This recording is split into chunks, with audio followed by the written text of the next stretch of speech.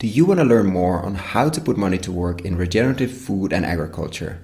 Follow our video course via investinginregenerativeagriculture.com/course or in the links below. Now, on to the podcast. Welcome to another episode of Investing in Regenerative Agriculture, Investing as if the Planet Mattered, a podcast show where I talk to the pioneers in the regenerative food and agriculture space to learn more on how to put our money to work to regenerate soil, people, local communities and ecosystems while making an appropriate and fair return. Why my focus on soil and regeneration? Because so many of the pressing issues we face today have their roots in how we treat our land, grow our food and what we eat. And it's time that we as investors, big and small, and consumers start paying much more attention to the dirt/soil underneath our feet. In March last year, we launched our Patreon community to make it easy for fans to support our work, and so many of you have joined as a member. We've launched different types of benefits, exclusive content, Q&A webinars with former guests, Ask Me Anything sessions, plus so much more to come in the future. For more information on the different tiers, benefits and how to become a member, check patreon.com/regenerativeagriculture or find the link below. Thank you. Welcome to Investing in Regenerative Agriculture, Investing as if the Planet Mattered. I'm Koen van Seijen, your host. In these interviews, I'm talking to people who are scaling up the regenerative agriculture sector, either by increasing the inflow of investment capital or by scaling up the enterprises on and in the ground. And by doing so, exploring what it means to be an impact investor in regenerative agriculture.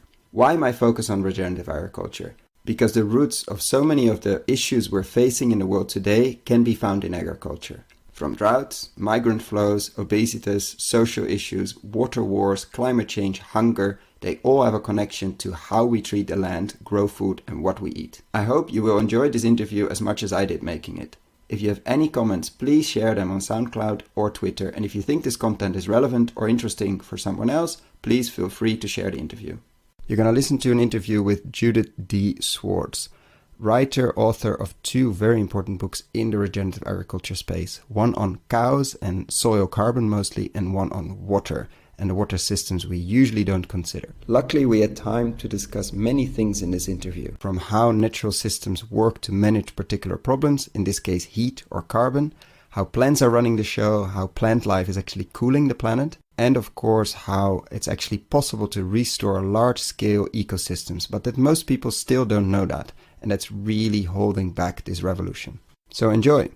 So welcome to Investing in Regenerative Agriculture, Agriculture as if the Planet Mattered. I'm Koen van Seijen, the host of today, and in the podcast today I'm very lucky to be interviewing Judith D Schwartz, author of two books which were very instrumental to my personal view of regenerative agriculture, Cows Save the Planet and her latest, Water in Plain Sight.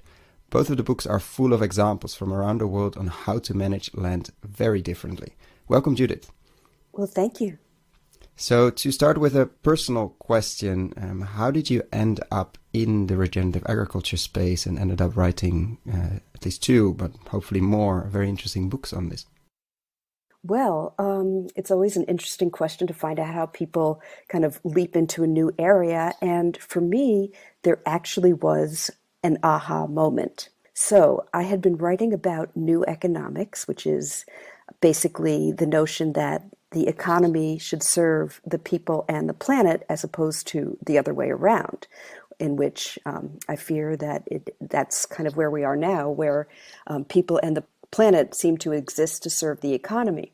So I was at a conference here in the state of Vermont in the US for slow money. Do you know about the slow money movement? Yeah, I haven't had the pleasure to interview Woody Tash yet, but I've followed it and read about it quite extensively. It's what's their slogan again? Bringing money from Wall Street to Main Street, right? Yes, bringing money down to earth.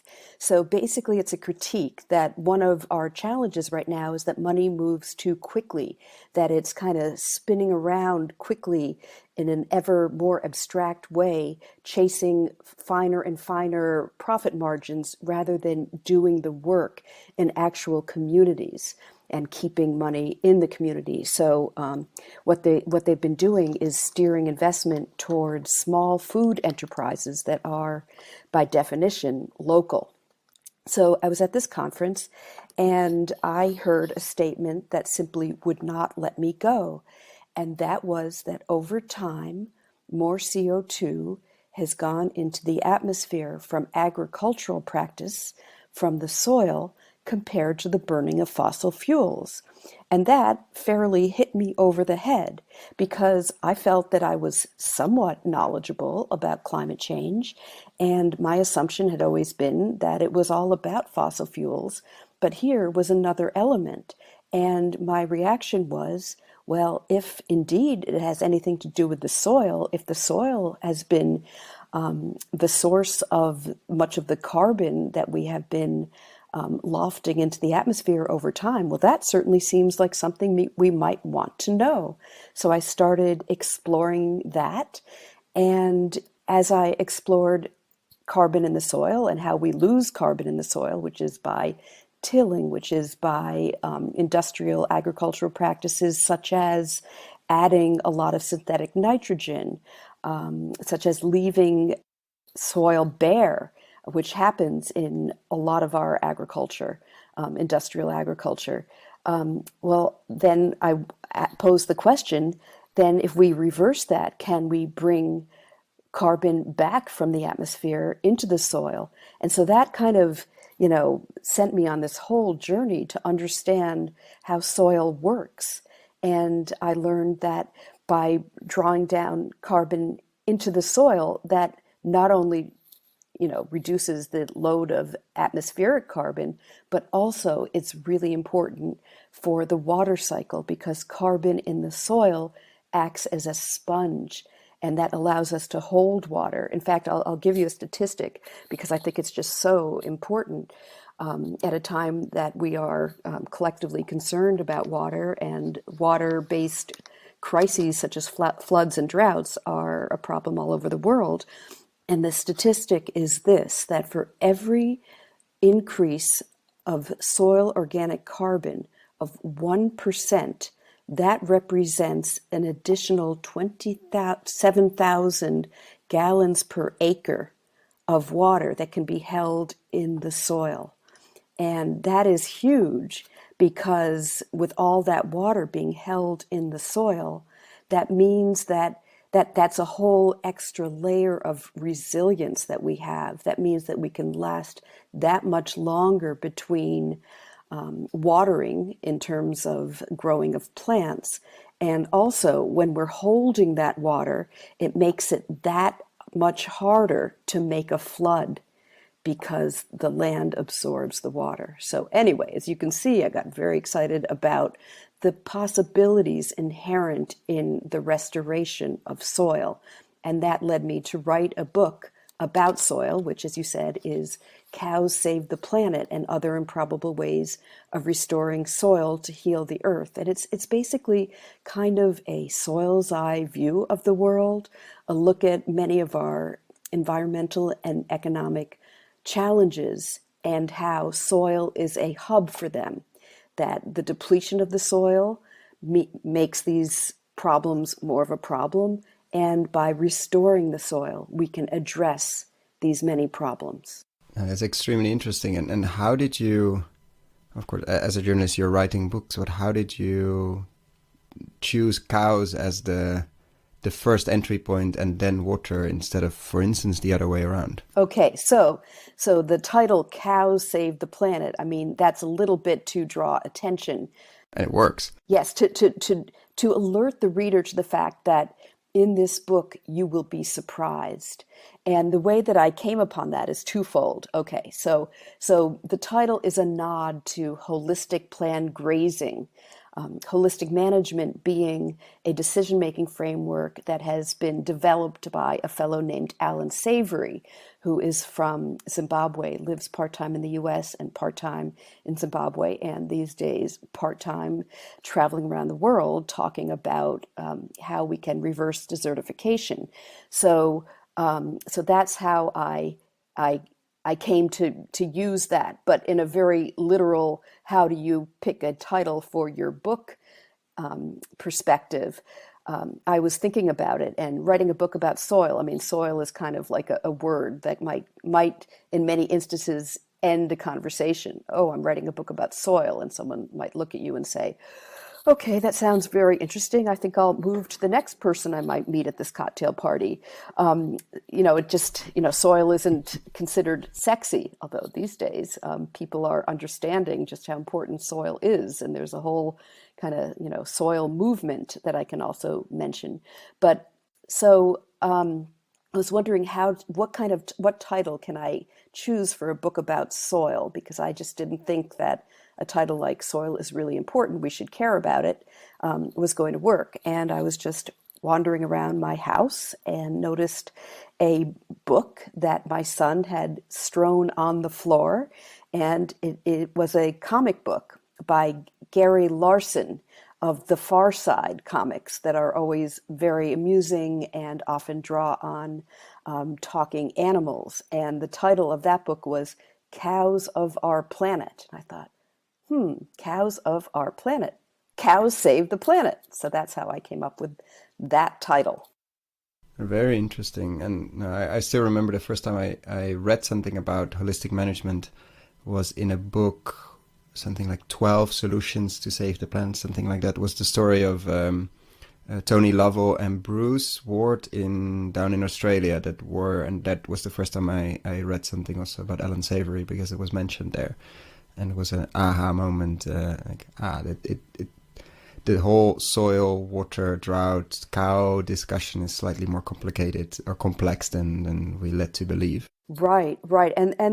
So the way I often look at it is, so in trying to understand challenges that we have, one can look at natural systems and ask, how did our natural environments deal with those challenges? So holistic management, this particular way of approaching the management of grazing animals, it resolves a challenge that in nature, how do arid environments, specifically areas of seasonal rainfall, which is a large percentage of our climate, it happens to be of our planet, not where you live in the Netherlands or where I live in Vermont in the United States, where we have moisture distributed fairly evenly throughout the year. But in much of the world, we have rainy season and a dry season.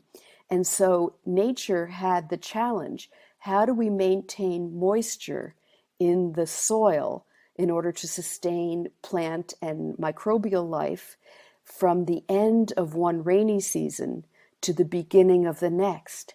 And the solution that nature came up with was through the behavior and the digestive system of grazing animals. So since the way that we humans have been managing the earth, we lack the predators that had managed those animals, and we lack the huge roving herds that had existed in these seasonally dry landscapes through history. And so that leaves a void.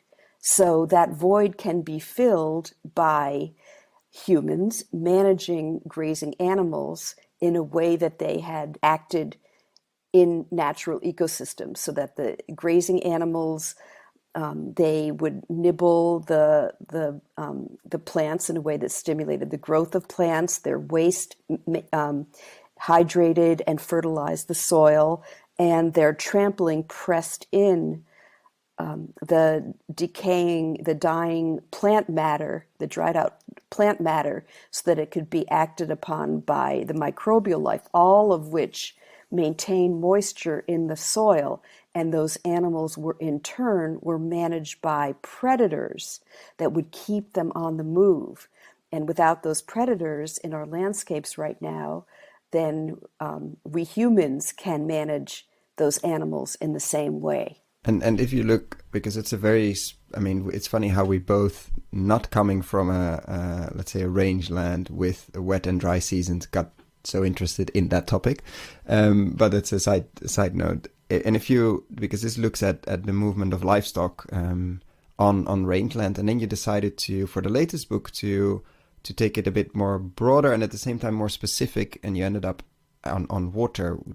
Did that come down because of you looked at soil and then basically, like you mentioned before, the enormous role soil carbon plays with water? Or how did it come about and you decided to write a book on water, and especially water that we normally don't consider or don't even look at or don't see? That's right. The water so it's a look at how water moves across the landscape and through the atmosphere. It's a look at the water processes, at water processes. Sometimes when I explain the book, I say that it's an exploration of water as a verb as opposed to merely water as a noun, because we often think of water as a thing that can be divided up, and maybe I have water and you want it, and so we fight over it, as if water were a matter of zero sum, that one person gets it, one country gets it. Like we used to think about economy. Exactly. So a couple of things happened. One thing that happened was here in the US, we had the California drought, when so much of our produce, our fruits and nuts and vegetables are grown in California. And so with the drought, that was really putting a lot of stress on California's ability to maintain its extraordinary agricultural production. And of course, California has such a huge population. So when Californians are inconvenienced, that means many, many, many millions of people are feeling it. But what struck me was that in our conversations, our public conversations about the California drought, what was missing was land. That drought was looked upon as a matter of what does or doesn't come down from the sky. And land degradation was not mentioned at all. And I felt that this was something that really needed to be corrected for us to truly address our water challenges in this country. So there was actually, I was very amused. There was one article that made the rounds in California, all over the U.S. during the California drought, and the headline was something like, "We needed, I think it was 11 trillion Olympic swimming pools worth of rainfall so that we could beat the drought." And that amused me because, well, that's all very well and good, but if we continued to degrade the land, the huge expanses of land in California that are used that are rangelands, once thriving grasslands or agricultural lands, if we mismanage them, well, then 11 trillion swimming pools worth of rainfall won't really help the problem. In fact, that would be a waste of perfectly good swimming pool water. However, if we did restore those lands and really focused on how to manage them better, then maybe we could get away with much less in terms of our swimming pool use of water. So I sort of laughed at that. So that was one motivation to write the book Water in Plain Sight, to bring land to the center of our conversations about water. And the other aspect was that in the writing of Cows Save the Planet, I was struck by a huge missed opportunity that we have in terms of climate change. That while we look at climate change as a matter of carbon, we're missing the fact that water is a huge thermoregulator of our planet. That our water processes, infiltration, transpiration, evaporation, condensation, have such a huge impact on the energy balance of our planet that I wanted to bring in water as it can affect climate. So in other words, right now when we make the connection between water and climate, we look at how climate change may affect our water sources and perhaps the water cycle itself in terms of more intense storms, that warmer atmosphere means that more moisture is held in the atmosphere. But we really hadn't looked at how we can work with the water cycle to help cool the planet And I felt that that was a gap that needed to be filled. So to basically look at it as almost a human body that's able to sweat and of course naturally cools us, and probably that system is in use in other parts of the earth and not just on our skin when it's a summer day. Absolutely. So what really, really interests me in particular is this wonderful water process called transpiration, which is the upward movement of water through plants. And on a very basic level, that consumes energy. It takes the solar radiation that descends upon the earth, and hits the surface of the earth, and rather than sensible heat, which is what you get if you have no plants there, if you have, let's say, pavement, a sidewalk, or a degraded landscape which is not supporting plant growth, then you get sensible heat, and that surface of the earth heats up. But when you have plants on the surface, those plants are cooling the surface. It's taking that solar energy and it's dispersing it and turning it into latent heat, which is embodied in the water vapor. So I just think it's such an extraordinary thing that plants are continually cooling our climate, cooling the planet, and yet we don't give them any credit for it. And if you look at the book or the research you did for the book, is that also the story that jumps out most? If somebody asks you, could you tell one example or one story, or is there another one in the book that really tells this story as well, vapor, but then more on the ground?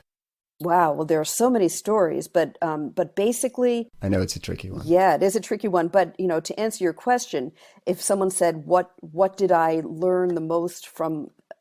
What did I learn from this book that has stuck with me and continues to drive me?" Yeah, or surprised you? Yeah, and that is that plants are running the show. The extent to which plants are running the show.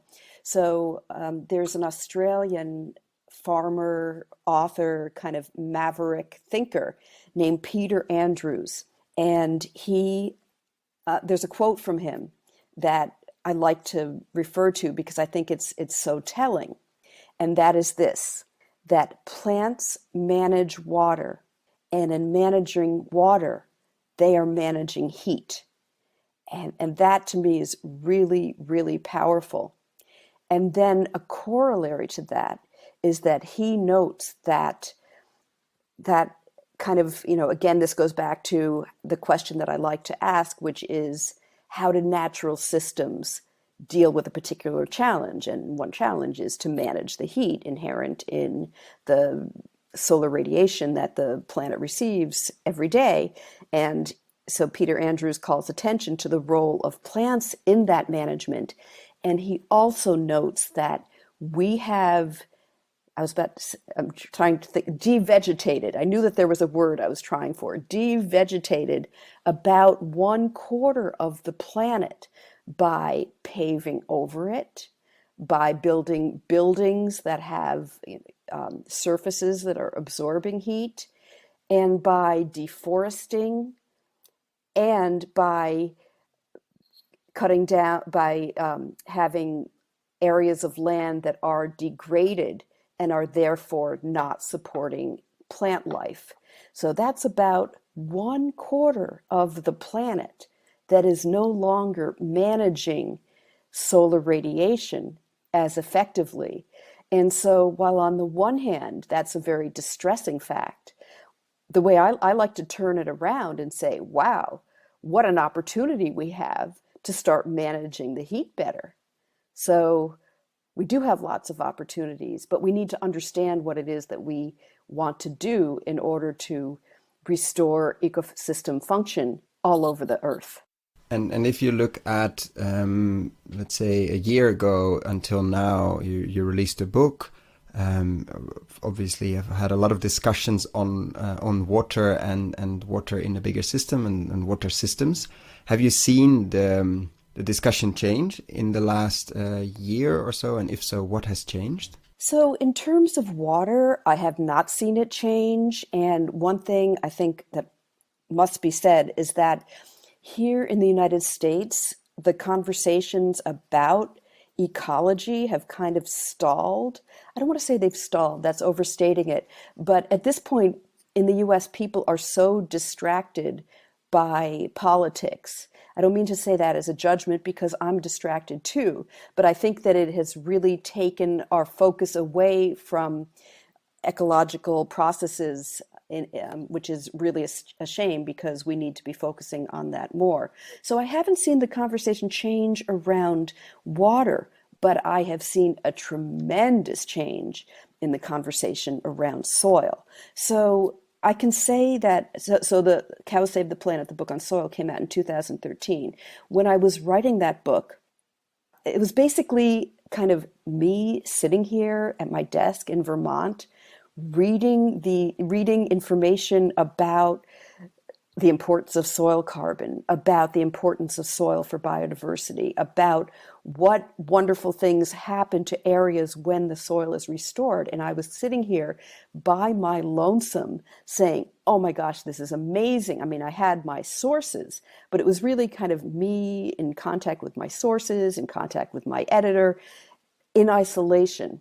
Whereas now there are several global and local organizations organized all around soil restoration. So, and articles being written all the time, and just internationally conversations around the importance of soil and soil carbon are happening just constantly. So it's a very, very different thing compared to when I was writing that book. So that's exciting. I mean, I can just rattle off names of a few of these organizations. So there's Regeneration International, which is all about regenerative agriculture. There's the Carbon Underground. There's Biodiversity for a Livable Climate, Soil for Climate Vermont. There's Soil Solutions, which is part of the Center for Food Safety. There's Kiss the Ground, which is based in Los Angeles. So all these organizations, and I'm sure I've missed a few.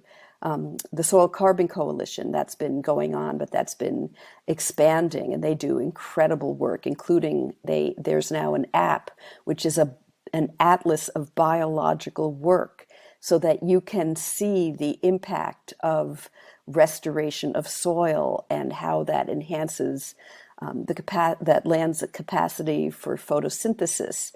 So there are all kinds of there's all kinds of work going on. Just another couple of examples that your listeners may or may not know about.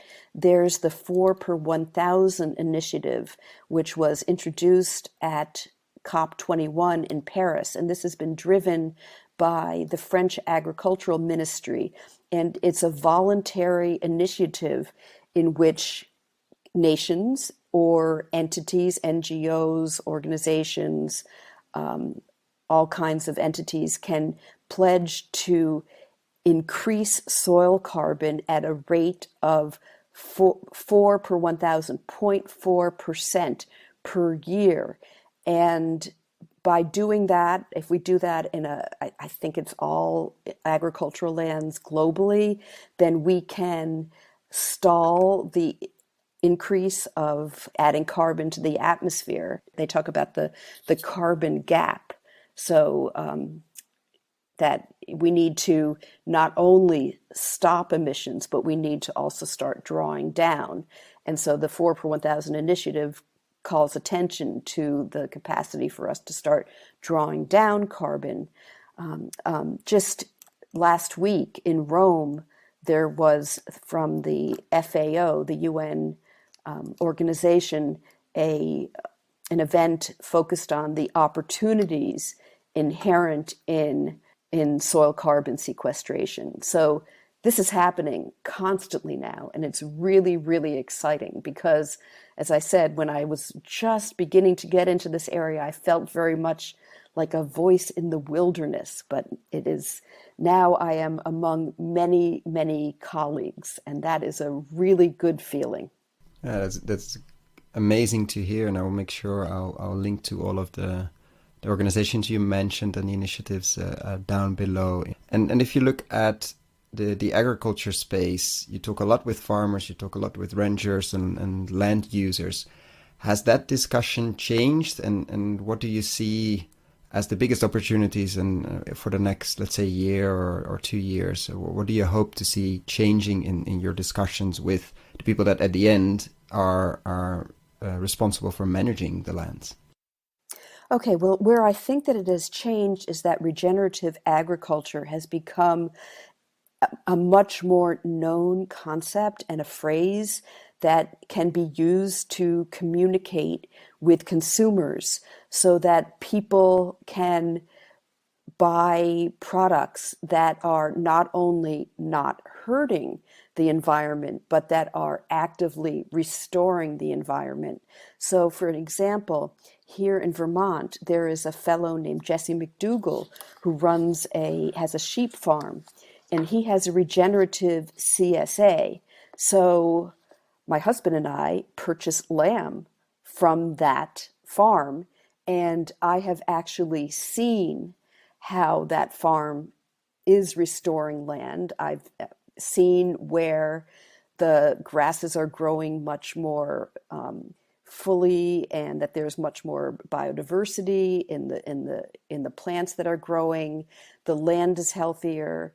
One little story that Jesse told me is that when the land started getting better, when there was more carbon in the soil, which supported the growth of grasses, and then the growth of grasses supports the carbon in the soil, and it kept getting better and better, that as the land improved, foxes returned. And as the foxes returned, then the number of ticks, these are little insects that are kind of haunting us here in Vermont and in much of the U.S. Also here, the Lyme disease is striking. Yeah. Oh, are they there too? I did not know that you had it there. Is that true that you have it? Yeah, they've been moving because there are many reasons why, probably, but for sure heating climate plus less animals outside. They're looking for another host, which usually ends up being either a pet or a human being. Yeah. So after you've been outside, you need to check. Right. This is news to me that's the case in the Netherlands, but I can tell you that here in Vermont, this is personal, because I did get a tick illness, not Lyme, but something called anaplasmosis last year, and I'm really, really lucky that I was only knocked off my feet for about 5 weeks. So when Jesse told me that because the foxes have returned, and that means that the rodents that were carrying these ticks are now being managed, their population is being managed by the predators, that the ticks have disappeared, that certainly caught my attention, because I just know that I know how damaging these animals can be. So that actually brings up the topic of biodiversity, and I want to call attention to that, because that was something that was really interesting to me in the book. So I went to an area of Mexico, the Chihuahuan Desert, where there's a really interesting project that's happening right now, which is that bird conservation organizations are working with ranchers to create habitat for endangered migratory grassland birds. And this is fascinating and, again, surprising, because we don't really think that the presence of livestock can help something like bird habitat. But basically, because these ranchers are using their management of livestock to restore the land, they are creating this habitat, and the birds are returning. So that was really interesting. So they are restoring the land, and they are restoring the water cycle, which allows for the grasses to grow, which allows for these birds that otherwise would have no place to nest, no place to hide from predators, and no food. It creates a good environment for for these birds. So I was exploring that, and I found it interesting, although it wasn't particularly surprising, that when you restore the water cycle, that is good for biodiversity. That kind of, follows logically, that when you have a healthy water cycle, that you can support more different kinds of species. So that, but that is something that I did observe there, and that was really good to see, because where I was, it was not only the birds that they were supporting, but all other kinds of species of insects, butterflies, and also predators. But what was also interesting, and what I didn't expect, was that it works the other way as well, that when you restore biodiversity, that helps restore the water cycle. So it helped me see that a lot of what we're dealing with when we're having problems with the water cycle, when there's too much flooding, we're losing water in the landscape too quickly, so that the land is not holding the water, and therefore we're getting floods, or we're having droughts. So, or we're having erosion because the rain creates gullies, and we're losing topsoil because the water streams off the landscape so quickly.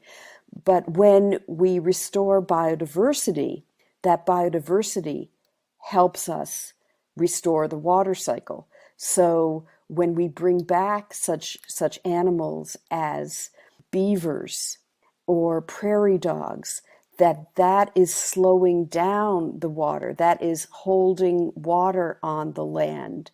Other creatures that we might not think about because they're not so obvious or as cute and cuddly, like earthworms and dung beetles, those also help create in the land space for the water to percolate and linger in the soil, so it's not just leaving the landscape so quickly and leaving the land often dry. I think that the whole notion of it's not a zero-sum game, and when you bring back biodiversity that of course also uses water, it's actually not taking water away from your farm, your livestock, your produce, etc., but it actually adds more, and probably more than it's taking away. So that's I think quite a lot of organic or sustainable farmers or biodynamic farmers or whatever we call them always knew that, but getting that into the current agriculture system, I think is essential, and actually gets me to a question which is a first in this podcast, that a previous guest asked a question to a future guest. We have Julian Reis of Landlife Company that read your book and asked me to ask you the following question, where he said the book offers a very interesting array of examples, of very inspiring examples of relatively small-scale projects or relatively small-scale initiatives. What would be necessary to fix this on a world scale, on a global scale? What is necessary to get this to that level, in your view? I would say it's a matter of awareness, because we're still thinking very small. I mean, you just had a perfect example right there, that the notion that, say, having more cattle on the land can actually generate water in the landscape, that's something that I don't think that most people have been able to grasp. I mean, we're used to thinking in linear terms as opposed to whole system terms. So I think that that's one example of what's needed, is just for us to think more systemically. And in the US, I mean, I'm not really knowledgeable about policy in other parts of the world, such as Europe, but here in the US, all of our regulations and our farm agricultural policies it's fixed in a sense to support industrial agriculture, whereas industrial agriculture is ravaging the surface of our planet. And in doing so, it is interfering with ecological processes in a really, really important way. So I think if we shift our understanding of wealth away from what is produced to and towards function, because without ecological function, nothing can be produced. I think that that is the shift that we need to make. I hope that I said that in a way that makes sense. Please, let me know if I need to elaborate on that. I think for me it makes a lot of sense, and it's a really interesting discussion to have that with impact investors, who of course try to balance those two things. Like, I want to invest in the future, but I still want to invest and not do philanthropy. So that discussion, at least in that little niche of investors, is very normal. But I think if you can elaborate on it a bit, just for the people that are not used to have that discussion and maybe come more from the agriculture side or from the Wall Street side, that would be great. Okay. Our financial system does not make any sense because we are rewarded for practices that are ultimately diminishing our natural wealth. So companies, corporations, investors we're at a moment in which earnings come from extraction from the planet, whereas we also know that is diminishing our future capacity to continue to produce what we need to produce to feed and sustain the people that are living on the earth, and the numbers that will be added until hopefully that number will stabilize. So it's a very, very weird moment. It's a kind of cognitive dissonance. And I would say that the political challenges, the political tension that we have certainly here in the US, and by extension, because we are all interdependent, and what happens in the US has ripple effects all over the world. So by extension, the political tension globally, I would say that this is a symptom of that economic and ecological cognitive dissonance.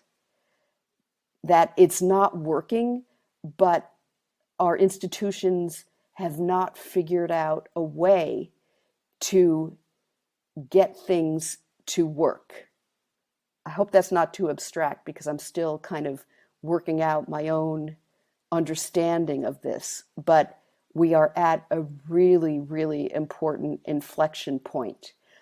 And restorative processes are what will rebuild our wealth, the natural basis for our wealth.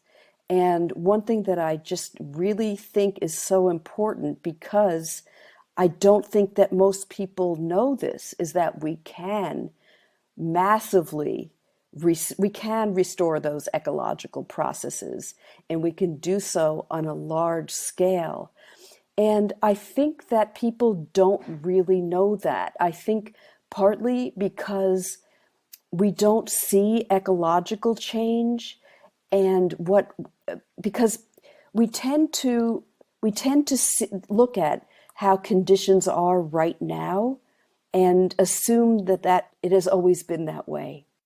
So it was very illuminating to me when I was in Chihuahua, Mexico, with a rancher named Alejandro Carrillo, and he was showing me land, and he pointed to some land that was really in pretty bad shape, that there was very little that was growing there, maybe a little bit of mesquite, which in the Southwest United States is considered a kind of pest species. Invasive species, yeah. Right. So the land looked pretty bad, and he just sighed and he shook his head and he said, "When I was growing up in the 1970s, this was the best land. This is where the best grasses were growing." And so most people looking at that land would only see the way it is today. But also, the stories of where land is restored have not been sufficiently told.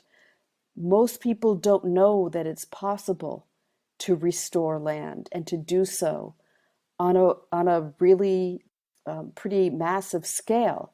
So one of the best examples of large-scale land restoration is the restoration of the Loess Plateau in China. And that's a story that's been told in a really powerful way by a filmmaker, a Chinese-American filmmaker named John D. Liu, Liu. And it was pretty astounding for him when he was in 1995 hired by the World Bank to document through film. He was a cameraman producer at the time, to document through film the restoration of this area the size of Belgium, in what had been the breadbasket of China, this once fertile landscape. And to just I can't do it justice verbally. You must see it. I will link the documentary below because I think it's on YouTube. I even heard it's the size of France, but maybe the stories start expanding as it's bigger. But it's striking. The difference is day and night. Right. The Loess Plateau is the size of France, but the area that was restored was the size of Belgium. Here, the geopolitics of land restoration. It's just striking that you had really dirt, just brown, empty soil that was no longer able to support any plants, that hardly any plants were growing at that point, and people were bringing their remaining goats up to the hillside just to kind of, get the last little sprigs of growing green. And then after the government had this huge project in which people were paid to create terraces, to plant trees, to restore the landscape. They didn't use restorative grazing, but it would certainly be interesting to see what happens when that gets brought in. But just over the several years, the land turned green, and all these people that would have had to have been supported by the state were able to sustain themselves through their own growing on the land that had regained its fertility. It's really an extraordinary story, and I don't know why this story is not better known by the general public, because it shows what can be done. Yeah, and as to put the impact investor hat on, it was probably one of the best loans the World Bank has ever made, because it kickstarted, of course, with all the support from local population, local communities, and the state. But it made this, and luckily also they had some budget for John D. Louis, so we actually have the footage before and after and the process, because otherwise we would have just had words. And now we actually have the visuals, which make it so much more striking. Yes, it's really wonderful. And one thing that John Liu also talks about, and something I think about a lot, is that often when we look at our economic policies globally, the concern is, how do we create jobs? And often it's discussed from a perspective of, it's either the economy or the environment. Well, we need jobs, so even if these jobs involve extractive practices that perhaps are harmful to the environment, well, what are we going to do? We have no alternative. We have to put people to work. But there's a lot of work that needs to be done and can be done to restore our ecological systems. So why not put people to work to restore their environments? And then we have win-win-win, because the ecology rebounds. The people are no longer at the margins of society being frustrated and, not having an income.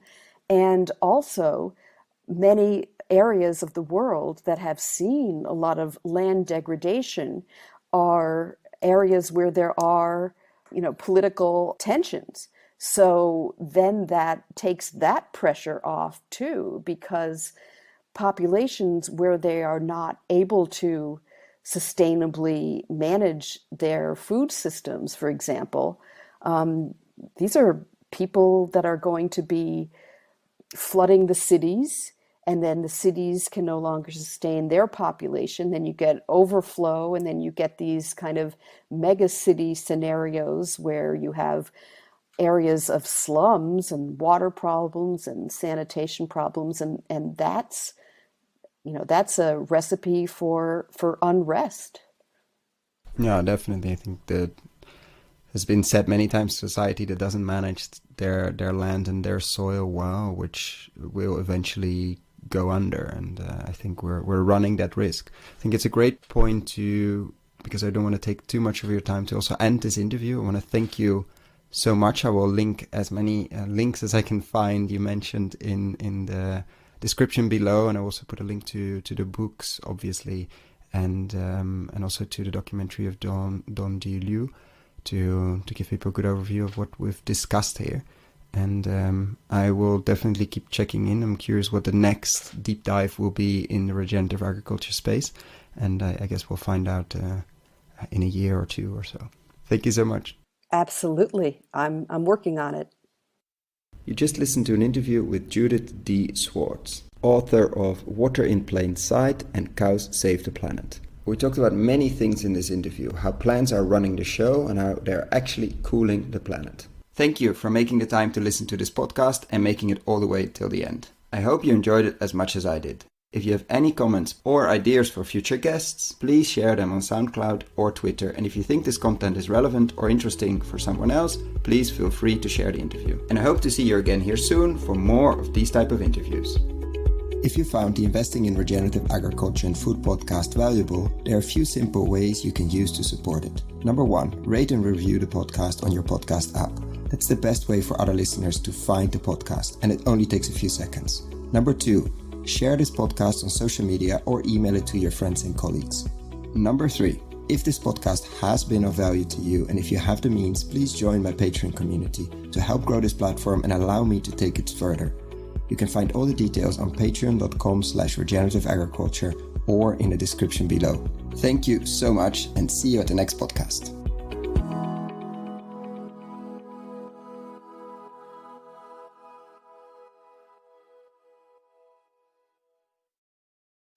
Dear friends of the podcast, I'm super excited to share with you the online video course Investing in Regenerative Agriculture and Food. How to put money to work in regenerating soils at scale and growing a lot of tasty food while doing it. Why are we doing this course? After 100 interviews and more than 100 hours of audio asking the question how to put money to work in regenerating soils, and I've been following the space since 2011 and recording these podcasts since 2016, we thought it was time to share our lessons learned. What have we seen in the space over the last years? How have we built our decision-making framework? What to focus on with the podcast? How have we picked interviewees? What questions should you ask? What is happening in the space? What should you read? What should you listen? What should you watch? How to approach this space? For whom is this course? You, the soil builders and investors in this space. The soil builders, people working in this space, entrepreneurial farmers, fund managers, vehicle builders, crowd investing, platform builders, agtech companies, farm-to-gut food companies, permaculture, keyline designers, holistic management consultants, etc., etc. People that are building soil at scale. And the investors who are putting their own money to work through their family office or as private individuals, or people who are putting other people's money to work through foundations, institutional capital, banks, insurance companies, etc. Is this course free? No. This is pay what you think it's worth. Meaning, I have no way of knowing what this course will be worth to you. And I'm very aware that among the listeners of this podcast, we have people with very different means. So I'm inviting you, if this course is creating value to you, and if you have the means, to consider paying what you think it's worth. Thank you. So what is this course? It's currently a series of 17 videos, mostly ranging from 10 to 15 minutes, plus PDF slides, so you don't have to ride along. We're gonna look into why invest in regenerative agriculture and why extractive agriculture is so risky, how to invest, what kind of frameworks you could and I think should build, what to invest in, what kind of co-investors you could find, or what kind of investors you could find if you're a soil builder. Every lesson will have a digging deeper part where I will share what kind of reports, what kind of interviews, what kind of videos you can look into if you want to dig deeper. We're going to look at nutrient density, landscape design, and a lot more. So what is it not? It's not a list of investable deals. Unfortunately, that doesn't exist in this world. We're really at the beginning of the regenerative agriculture and food revolution. It's also not investment advice. Before making any investment, please find professional investment advice. So get ready, get a cup of coffee, a cup of tea, or whatever you're drinking. Click on the link below, sign up, and I'm really looking forward to your feedback.